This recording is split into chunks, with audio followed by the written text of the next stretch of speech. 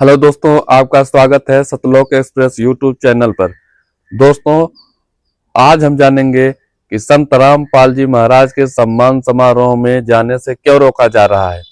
सम्मान समारोह में इतनी भीड़ देखी जा रही है और देखने के बाद उनको काल भरी धमकियां भी आ रही हैं। विधायक है, उनको काल के द्वारा उनको धमकी दी जा रही है कि आप वहां पर ना जाएं। ऐसा कौन कर रहा है और इसके पीछे की पूरी सच्चाई हम जानेंगे आज के इस वीडियो में, तो बने रहिए हमारे साथ। नमस्कार सभी मीडिया के साथियों को।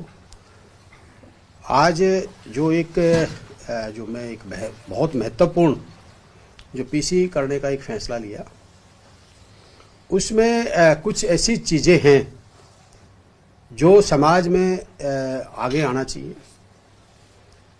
जो कुछ ऐसे व्यक्ति होते हैं हर देश में, स्टेट में, हर संस्था में, हर समाज में, जो किसी न किसी रूप में कहीं न कहीं, चाहे वो थ्रेट के माध्यम से, चाहे गलत वर्डिंग से, समाज को कहीं न कहीं दबाने की कोशिश करते हैं। ऐसे ही एक मेरे सामने एक बड़ा वाक़या हुआ जो हमारे यहाँ पीछे ग्राउंड में किसान सम्मान समारोह संत महाराज रामपाल जी का हुआ, जो हमारे जिला झज्जर के सभी सरपंचों ने, सभी नंबरदारों ने, गणमान्य व्यक्तियों ने उनके परिवार को बुला के उनका सम्मान किया। वो सम्मान क्यों किया था? वो सम्मान इसलिए किया था कि जो किसान के ऊपर एक बहुत बड़ी आपदा आई थी, और वो आपदा इतनी बड़ी थी, उसमें सभी लोगों ने मिलके इस आपदा से निपटने का काम किया। उसमें हमारे जैसे जनप्रतिनिधियों ने भी जितनी हमारी अपनी खुद की औकात थी, उतनी अपनी जेब से भी, सरकार से भी और प्रशासन ने भी खूब मदद की, सभी ने मदद की। पर कहीं न कहीं जो बजट का एक अभाव होता है, वो बजट ना होने की वजह से भी अधिकारी भी ऐसा महसूस कर रहे थे, जिसके लिए संत महाराज रामपाल जी, उन्होंने इस समाज, जो किसान कौम, गरीब, मजदूर, हर उस वर्ग के आगे आके अपना हाथ बढ़ाया कि मैं इस दुख की घड़ी में पूरे देश में, ये नहीं हरियाणा की बात करो, पूरे देश में उन्होंने अपने सेवकों की, सबकी ये ड्यूटी लगाई और समाज में आके आगे हाथ बढ़ाया। तो उसी कड़ी में बादली हलके में छोटे छोटे गांव में, किसी में 10 मोटर, किसी में 12,000 फुट पाइप, किसी में 20,000 फुट पाइप, अनेकों गांव ऐसे हैं उन्होंने किसान कौम को बचाने का काम किया। उसके साथ साथ गरीब व्यक्तियों के मकान गिरे, जैसे हमारे बादली हलके में 300-400-500 मकान ऐसे हैं जो तुरंत प्रभाव से उन्होंने बनाने का काम किया। तो अगर जो व्यक्ति मेरे काका ताऊ, मेरे परिवार की दुख की घड़ी में कोई साथ देता है, तो मेरा फर्ज, मैं आसान फॉर्मर्स नहीं हूं, मेरे बादली हल्के के मेरे काका ताऊ, मेरे परिवार की जो मदद जिन्होंने की, और वो मुझे ये कहें कि भाई इन्होंने हमारी मदद की और बहुत अच्छे तरीके से मदद की, तो मैं क्यों नहीं, मैं कोई नमक हराम नहीं हूं जो मेरे परिवार की मदद करता हो और उसका मैं थैंक्सफुल ना हूं, मैं उसका धन्यवाद ना करूं। इसी कड़ी में जब ये फंक्शन हुआ तो मेरे साथियों ने कहा कि जी आपने वहाँ आना है। मैं गया, और मैं पहली बार, मैंने आज तक ना मैं किसी इस प्रकार के फंक्शनों में गया, ना मैंने कोई ग्रुप बनाया, ना कोई मेरा, चाहे वो कोई भी बड़े बड़े संत हैं, मैं किसी संत, हमारे देश में बहुत महान संत हैं, मैं किसी की भी ना कोई निंदा करता, ना कुछ शोर करता। पर ये जरूर कहूँगा कि संत रामपाल जी ने जो आगे आके हाथ बढ़ाए, जो जनता की सेवा की, तो मेरे मन में भी ये हुआ कि भाई अगर कोई व्यक्ति, देखिए, दिल से अगर सेवा समाज में करता है, तो मैं भी ये चाहता हूं कि हमारा भी फर्ज बनता है उसका आभार, उसका धन्यवाद करना चाहिए। जो अपना कौन है जो अपने बुरे वक्त में काम आता है? अगर अपना कोई सगा भाई अपने काम नहीं आ रहा है, तो अपने किस काम का है? तो आज वो समाज में हमारे लिए आगे आया। मैंने बिल्कुल ठोक के कहा कि भाई मैं आज दिल से, कोई राजनीतिक नहीं, भाई जिसने मेरा काका था वो मेरे परिवार की मदद करी है, मैं, मेरा खून का एक एक कतरा आप लोगों के लिए समर्पित है। और मैं किसी मंच पे कभी भी नहीं गया, पर मैं आज पहली बार, मैंने आज तक संत रामपाल जी का फोटो सिर्फ और सिर्फ होल्डिंग में देखा है, मैं कभी आज तक मिला नहीं, उनके किसी परिवार से नहीं मिला, किसी उनकी संगत से नहीं मिला, पर जो उन्होंने काम किया तो मैंने बिल्कुल, मैं तन मन धन से समर्पित भाव से समर्पित हूँ। जहाँ तक जो फिर उसके बाद में मेरे पास यूपी से कॉल आता है, रामचंद्र यादव अपना उन्होंने नाम बताया, कानपुर का रहने वाला था। उन्होंने जो बातें करी, मैं आपको ऑडियो रिकॉर्डिंग सुना दूंगा सबको, मैंने पुलिस को भी दी है। वो कहीं ना कहीं एक तरह गलत थ्रेट, गलत बोलना, मैं माँ बहन छोरी लड़की सबकी गालियां देना, बम से उड़ाना, मतलब जो एक हद जो होती है वो पार कर दी। तो मैंने इसी कड़ी में फिर मैंने कहा भाई ऐसे व्यक्ति जो समाज में हैं, हम तो उनके लिए गए थे धन्यवाद करने के लिए। उन्होंने अपने आप को कहा भी मैं भी संत रामपाल महाराज जी का भगत हूँ। मैंने इससे तुरंत इनके जो यहाँ के आज बंदे थे उनसे इनका नंबर लिया, जो थे कि भाई ये हम तो आपके यहाँ धन्यवाद करने के लिए आए थे, क्या आप हम धन्यवाद करना आते हैं तो आप हमारे को गोलियां मरवाएंगे? तो इन्होंने बताया कि भाई हमारा इससे कोई लेना देना नहीं है। उसी कड़ी में मेरे पास एक हमारे हरियाणा के वरिष्ठ पत्रकार जो हमारे डिस्ट्रिक्ट से नहीं है वो आए हुए थे, उन्होंने वो बात सुन रहे थे। उन्होंने कहा कि विधायक जी एक आप नहीं हो, उन्होंने मेरे को 13 लोगों की रिकॉर्डिंग दी, और जिसमें हमारे बहुत सीनियर नेता संपत सिंह जी, बहुत सीनियर नेता हैं जो सिटिंग विधायक हैं, विनोद भैना जी, नरेश शेरवाल जी, रणधीर सिंह पनियार जी, और बलराज कुंडू पूर्व विधायक, सुभाष सुधा पूर्व विधायक, दिग्विजय सिंह चौटाला, और संजय है, काफ़ी कप्तान चेयरमैन जुलाना है, पवन लाठर है, दलबीर किरमान है, ये काफ़ी लोग हैं जिसको 20 से लोगों को इन्होंने धमकियां दी। पर मुझे तो इस बात का एक दुख हुआ कि इतने लोगों को धमकी दी, इतने लोगों को गलत बोला। अगर ये जिस दिन पहले दिन किसी व्यक्ति को, मुझे नेताओं से भी इस बात से मुझे बड़ा पीड़ा हुई कि देखिए मुझे अपने जनप्रतिनिधि होने के नाते मैं बादली हल्के की जनता का बेटा हूं, उनका खून हूं। अगर मुझे अच्छे काम के लिए अपनी जान गंवानी भी पड़े तो मुझे कोई परवाह नहीं है, मैं किसी इस बात से नहीं डरता। मेरे को गुंडों ने भी खूब धमकियां दी, मैं अपराधियों के खिलाफ, नशे के खिलाफ मैंने कार्रवाई भी कराई और मैं बोलता भी हूँ। मेरे को अनेकों बार धमकियां आती हैं, मैंने आज तक कभी मीडिया या कोई एफआईआर लॉन्च की कोई किया नहीं। मैंने कहा भाई जो होगा वो देखा जाएगा। पर जो व्यक्ति इतने लोगों को धमकी दे सकता है और वो लोग चुप रह जाते हैं, मैं तो कहीं ना कहीं हमारे जो नेता हैं, अगर पॉलिटिकल व्यक्ति जो जनप्रतिनिधि हैं, पुलिस है, अगर उनको थ्रेट आती है और वो व्यक्ति चुप होते हैं तो ये समाज के लिए इन ऐसे अपराधियों को कि हौसले और बढ़ेंगे। जहां तक इसकी बात है, ये जो रामचंद्र जी है, इसका मैंने सारा रिकॉर्ड निकलवाया। ये एक रामचंद्र नहीं है, इसके पीछे कम से कम 10-15 लोग ऐसे हैं जो इस गिरोह को चलाते हैं। रामचंद्र को आगे कर दिया, जिसपे इनके खिलाफ एफआईआर लॉन्च मैंने निकलवाया ना, इन्होंने पवन कुमार यादव है, एक संजय है, एक ये रामचंद्र जी हैं, और कई लोग और हैं जिनके इनके खिलाफ कई आपराधिक मुकदमे दर्ज हैं। तो ऐसे लोगों को अगर मैं छोड़ूं तो मैं कमजोर व्यक्ति हूं। मैं कहीं ना कहीं बादली हल्के की जनता का अपमानित करने का काम करूं। इस हिसाब से मेरे काका ताऊ ने, मेरे परिवार ने, बादली हल्के की जनता ने मुझे चुन के इसलिए भेजा था कि मैं गरीब की, मजदूर की, किसान की, हर उस वर्ग की आवाज को बुलंद करूं, उठाऊं। तो अगर मेरे को कोई व्यक्ति, मैं गलत करता हूं, मैं कोई बदमाशी करता हूं, मैं कोई चोर हूं, लुटेरा हूं, कोई मेरे में कोई गंदी आदत हूं, तो मुझे डर लगे, मुझे मर्डर से डर लगे। पर और मैं आज आपको एक गर्व से एक चीज कहता हूं, मेरे ऊपर पूरी बादली हल्के का, पूरा हरियाणा की जनता का आशीर्वाद, प्यार है। मैं ना किसी बदमाश से डरता, मैं सच्चाई से, ईमानदारी से अपने रास्ते पर चलता हूं, और हर उस व्यक्ति की आवाज, चाहे वो कोई भी हो, चाहे वो जाट आरक्षण की बात हो, मैंने उसको भी आवाज को उठाया, चाहे हमारे राजपूत करनी सेना का मामला हो, मैंने उसको भी उठाया, चाहे हमारी हाई रेजिमेंट का उसका उठाया, चाहे वो 12 बिरादरियों का धोली का मालिक हक था, मैंने विधानसभा में उसको भी उठाया।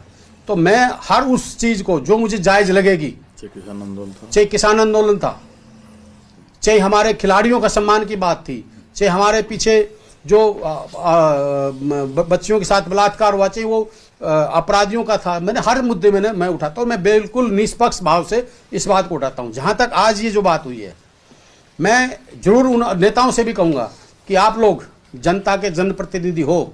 आजकल हर व्यक्ति किस चीज से डरता, अभी रिकॉर्डिंग कर ली, सोशल मीडिया पर डाल देगा, बदनामी होगी। नहीं, अगर आप ठीक हो, आप में कोई कमी नहीं है, तो हम इन चीजों से नहीं डरना चाहिए।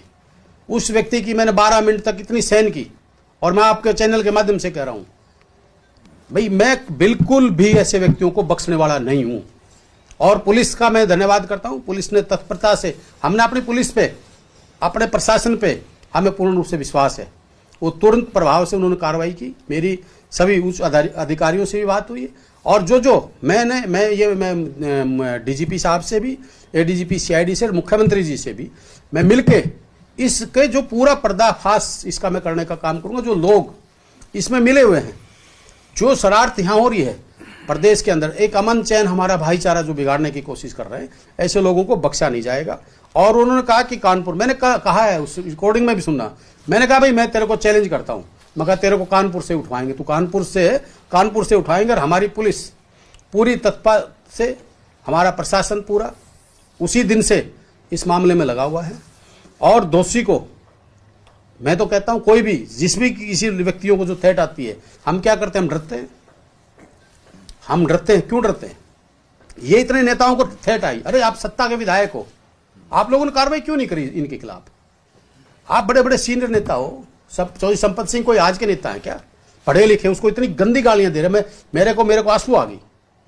हमने कोई गलत काम थोड़ी किया। मैं कह रहा हूं, मैं जहां पे संत रामपाल जी जो अगर अच्छे काम करते हैं, तो मैं कह रहा हूं, मैं पूर्ण रूप से आज भी कहता हूं, समर्पित हूं तन मन धन से।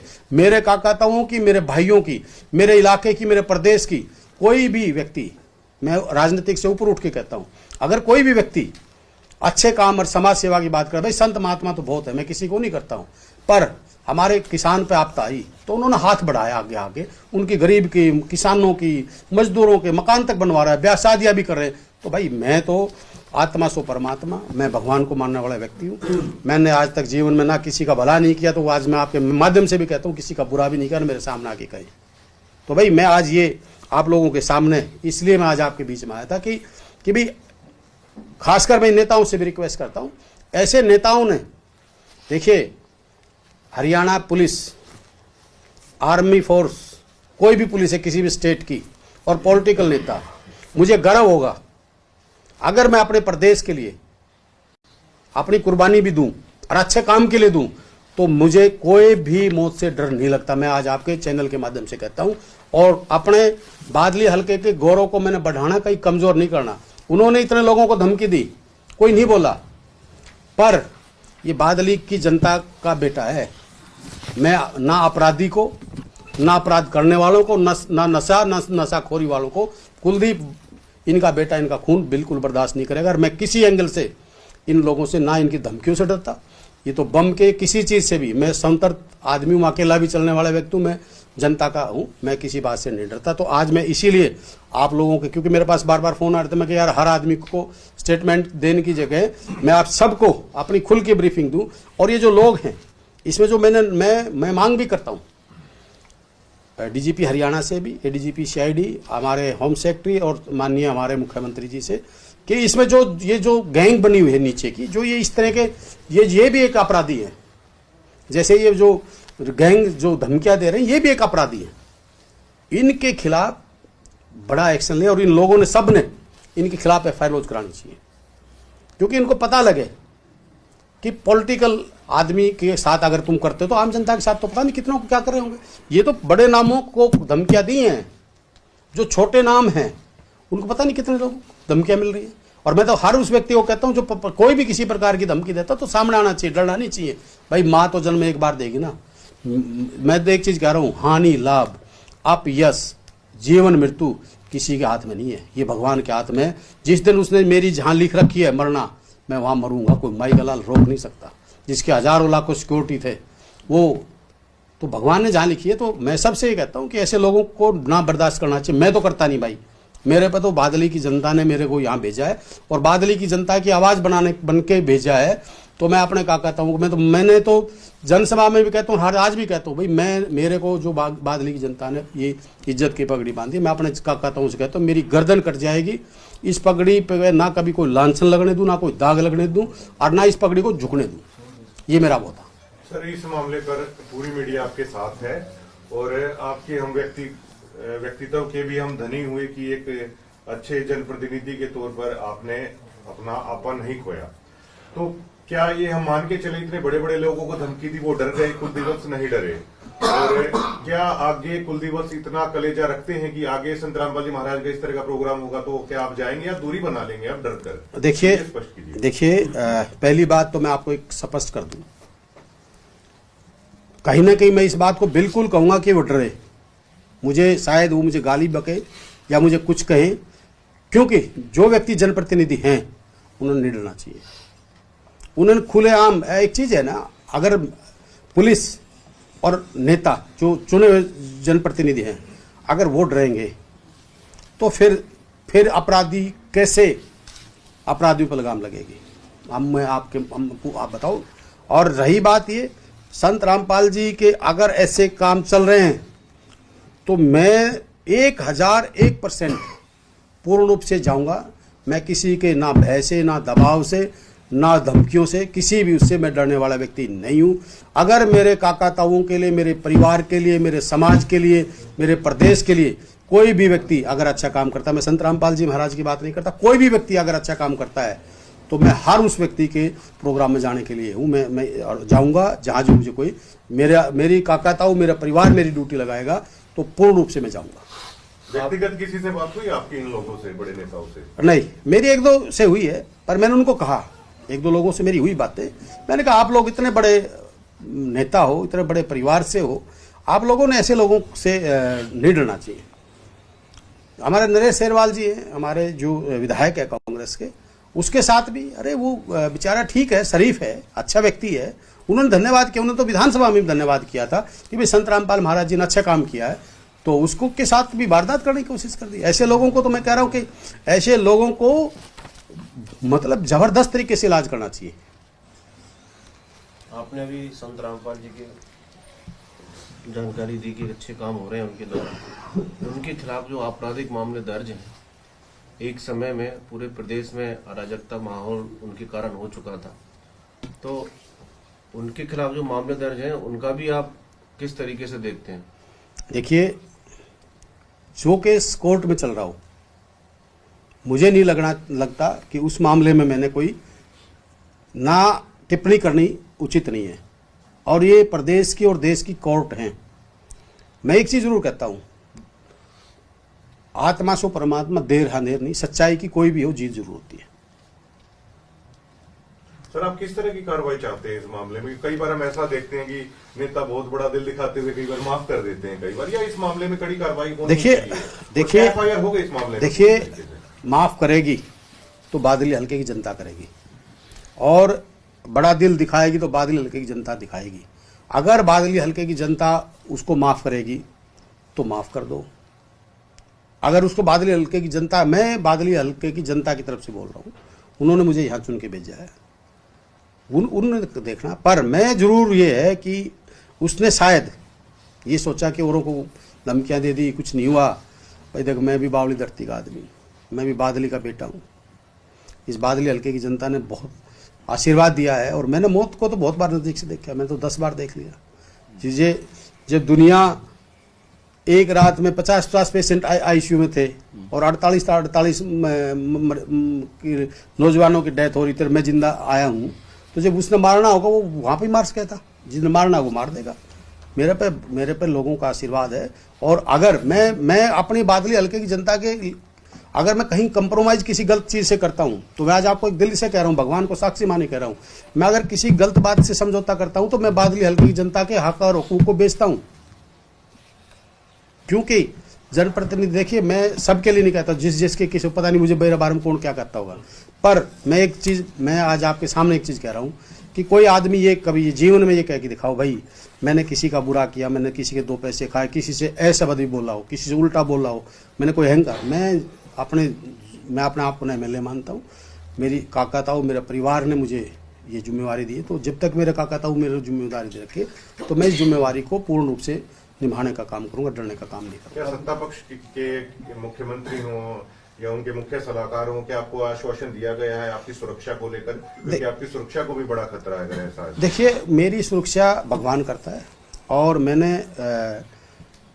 मेरे भाईचारे पे, और मैं एक चीज